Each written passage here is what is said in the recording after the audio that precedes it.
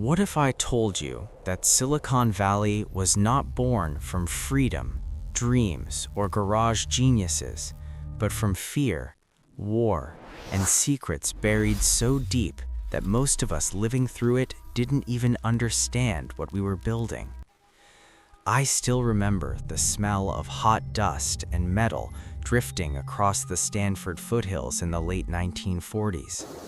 Back then, this place had no grand name, no shiny campuses, no billion-dollar dreams, just orchards, old barns, and men who didn't talk much about what they were working on. And I was one of them. I arrived in Santa Clara Valley in 1947, fresh out of the Navy, my head still ringing with radar pulses and the distant echoes of war. I was young, curious, and, like many others, afraid of becoming irrelevant now that the world was supposedly at peace. Back then, this valley smelled like apricots and plums. Farmers ruled the land. Children rode bikes along dirt roads where glass offices would later rise. Stanford University stood quietly on the hill, wealthy in land but poor in money, struggling to define its place in a rapidly changing America. Jobs were scarce unless you worked the land, but beneath the calm surface, something was stirring. Professor Frederick Terman at Stanford had a vision. He believed universities should not only teach, but build. He encouraged students not to leave for the East Coast, not to serve companies in Boston or New York, but to create their own, right here. We didn't call it innovation back then. We called it survival. The war had ended, but the fear had not. The Soviet Union loomed large in every newspaper headline. Nuclear tests, spy scandals, the Iron Curtain. Washington was gripped by a single terrifying thought. What if America falls behind, technologically? The government needed faster radar, smarter missiles, better communications, and they needed them now. That's when the money arrived. Not venture capital, not private investors, government contracts, thick with classified stamps and military oversight. Defense dollars flowed quietly into labs disguised as research facilities. What the public saw were electronics firms. What we saw were war rooms without uniforms. I worked at a small company founded by two Stanford graduates. Quiet men, brilliant engineers. You know their names now, Hewlett and Packard. Back then, we were just building oscillators in a cramped garage, pretending this was a normal business. It wasn't. Every project had a deadline tied to fear. Every innovation carried the shadow of war. As the Cold War intensified, the valley transformed. More companies appeared. Fairchild Semiconductor, Lockheed's missile division, dozens of labs hidden behind unmarked doors.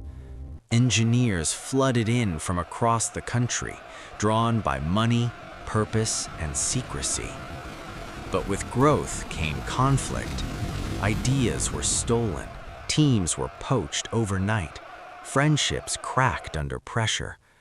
We worked insane hours, chasing breakthroughs not because we wanted to change the world, but because failure meant losing contracts, funding, or worse, being labeled not essential. The transistor changed everything. When Fairchild cracked mass semiconductor production, we felt it like an earthquake. Suddenly, power shrank, machines became smaller, faster, cheaper, and the military wanted more, much more. I remember nights when the lights stayed on until dawn, coffee cups stacked like monuments to exhaustion. We didn't ask why the Pentagon needed certain capabilities. We were told, just make it work. And we did. But the valley began to split. between those who believed we were protecting democracy and those who felt we were building tools we couldn't control. The moment I understood what we had created came in the 1960s. The Vietnam War escalated. Protesters filled the streets, right outside companies funded by war money. Students marched at Stanford, shouting against the very labs that paid their tuition. Inside, nothing slowed down. Silicon Valley revealed its true nature. It thrived on tension. Government money fueled private ambition. Universities fed corporations. Corporations fed the military, and the cycle accelerated. When ARPANET, the early internet, was born, we celebrated quietly.